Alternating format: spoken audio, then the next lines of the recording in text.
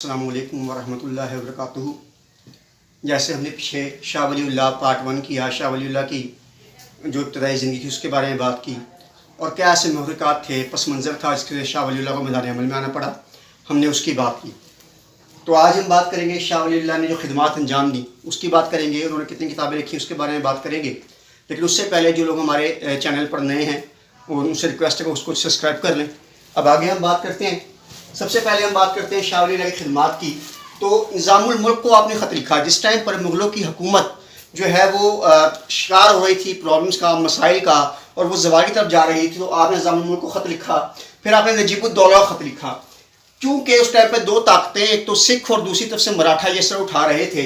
نجیب الدولہ نے 1757 میں، یہ نجیب الدولہ کون تھے؟ یہ مغلوں کے جو تھے، یہ پہلے مغلوں کے ساتھ ہوا کرتے تھے، اس کے بعد انہوں نے جو ہے اپنے آپ کو تبدیل کیا اور یہ احمد شاہ ابدالی کے ساتھ 1757 کے اندر جو ہے ان کا گٹھ جوڑ ہوا، احمد شاہ ابدالی کے ساتھ انہوں نے اپنا تعلق قائم کیا۔ لیکن جب 1757 میں انہوں نے احمد شاہ ابدالی کے کہنے پر مرٹھوں سے جب فائٹ کی تو ان کو وہاں پر ناکامی ہوئی، اور اس وجہ سے کیا ہوا کہ ان کو مرٹھوں اور جاٹھوں کی شرط کے اوپر وہاں سے انخلا کرنا پڑا۔ ٹھیک ہے جی۔ اس کے بعد آگے ہم چلتے ہیں۔ اس کے بعد شاہ ولی اللہ نے جو خط لکھا وہ لکھا احمد شاہ ابدالی کو۔ اب احمد شاہ ابدالی کون ہے؟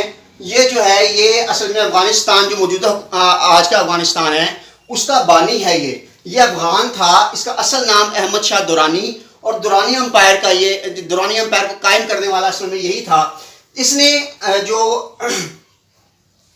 اٹیک کیا وہ اس نے جس نے شاہ ولی اللہ کو خط لکھا تو اس ٹائم پر یہ مسلمانوں کی مدد کے لیے آیا۔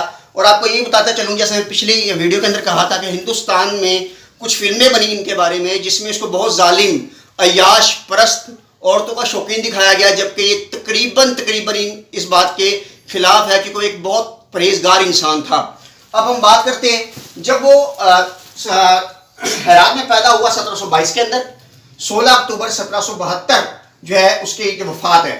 اب ہم آگے بات کرتے ہیں احمد شاہ ابدالی اور نجیب الدولہ اور اس کے ساتھ شجاع الدولہ، ان لوگوں نے مل کر جو ہے مرٹوں کے خلاف مہم جوئی کا فیصلہ کیا، اور جو تیسری لڑائی ہوئی پانی پت کے اندر وہ فیصلہ کن لڑائی ہوئی مرٹھوں کی، اور مرٹھوں کو وہاں پر عبرت ناک شکست ہوئی، اور اس کے بعد کبھی مرٹھے جو ہے وہ سر نہ اٹھا سکے۔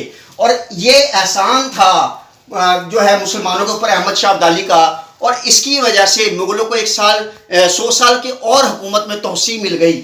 اب آگے ہم بات کرتے ہیں، یہ جنگ ہوئی تھی 14 جنوری 1761 میں، ٹھیک ہے جی، جہاں پر اس نے مرٹھوں کو ختم کیا۔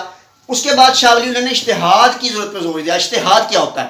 اجتہاد اسلام میں اس چیز کو کہتے ہیں کہ جب فقہ جو ہے اس کے اندر کسی چیز کے بارے میں کوئی حل نہ مل رہا ہو تو مسلمان علماء جو ہے وہ آپس میں مل کر ایک فیصلہ کرتے ہیں۔ جیسے کہ اگر ہم بات کریں موبائل کا استعمال، تو اس پر اجتہاد کیا گیا کیونکہ اس زمانے میں موبائل نہیں تھا، تو علماء نے مل کے فیصلہ کیا کہ آپ موبائل استعمال کر سکتے ہیں، آپ پرفیوم استعمال کر سکتے ہیں، تو اس کو ہم اجتہاد کہتے ہیں۔ تو آپ نے کہا کہ امت مسلمہ آج بٹ رہی ہے اور مسلمان علماء کو اجتہاد کے اوپر جو ہے غور و فکر کرنا چاہیے۔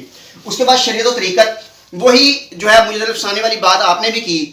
آپ نے کہا کہ شریعت و طریقت کبھی الگ الگ نہیں ہو سکتے۔ جو لوگ طریقت کو شریعت سے الگ مان رہے ہیں وہ تقریباً اسلام کے خلاف بات کر رہے ہیں۔ تو آپ جو ہے آپ اس چیز کے سخت خلاف تھے کہ طریقت کو شریعت سے الگ کر کے دیکھا جائے۔ توازن عدل، اب یہ بات ذہن میں رکھیے گا کہ اسلام کی بنیاد ہی عدل پہ قائم ہے۔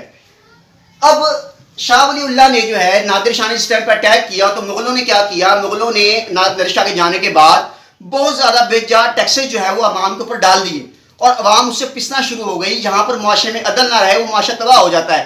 تو شاہ ولی اللہ نے اسی بات میں بات کی کہ آپ نے بلا وجہ ٹیکسز لگائے ہیں اس کو ختم کیا جائے تاکہ جو ہے لوگ وہ اپنے حساب سے زندگی گزار سکے۔ اس کے بعد اگر ہم بات کریں کتب، آپ نے 50 سے زیادہ کتب لکھی، اور منصب داری کا جو سسٹم تھا وہ مغلوں کی حکومت میں ختم ہو چکا تھا۔ یہ بات رکھیے گا، منصب داری کیا سسٹم ہوتا ہے کہ اس کے اندر چیک کیا جاتا ہے کہ ایک نظام اس کے نیچے چلتا ہے کہ کیا ٹیکس لیا جا رہا ہے، کس لحاظ سے کیا ماحول ہے، لوگ کی کیا ڈیمانڈ ہے لوگوں کی، لیکن وہ ایک وقت پہ آ کے مغلوں میں سے ختم ہو چکا تھا۔ اس کے بعد آپ نے 50 کتاب لکھی جس میں آپ کی مشہور کتاب ہے وہ حجت البلاغہ ہے، ٹھیک ہے۔ اور آپ نے شیعہ اور سنیوں قریب لانے کے لیے ایک کتاب لکھی جس کا نام خلافت الخلافہ، ٹھیک ہے، خلافت الخلفاء۔ اب یہ خلفاء، یہ 4 خلفاء کے بارے میں، تاکہ ان کتابوں سے مسلمان اور سنی اور شیعہ جو ہے بہت زیادہ قریب آئے، اور ان میں جو اختلافات تھے وہ تھوڑے دور ہونا شروع ہوئے. اس کے بعد آپ امام مالک سے بہت زیادہ متاثر تھے اور آپ نے موطا امام مالک کی 2 شرائح لکھی, ایک عربی میں اور ایک فارسی میں, اور قرآن پاک کا فارسی میں ترجمہ شاہ ولی اللہ محدث دہلوی نے کیا. تو ان کے بہت سے احسانات ہیں ہمارے اوپر. اور یہ بات ذہن میں رکھیے گا کہ مسلمانوں کے لیے ضروری تھا کہ اس ٹائم پہ کوئی ایسا رہنما ہو جو یہ کام کرے, اور آپ کے شاگردوں نے اس کو آگے لے کر گئے, جس میں احمد شاہ صاحب جو ہیں وہ اس میں بڑے اہم ان کا نام ہے. لیکن ہم بات کریں گے اس کے بارے میں بعد میں, تو ہم یہیں پر آج اختتام کرتے ہیں. لیکن آپ اس معلومات کو تیار کیجیے, یہ آپ کے لیے فائدہ مند ثابت ہوگی. تھینک یو ویری مچ, اور چینل کو سبسکرائب کرنا نہ بھولیں.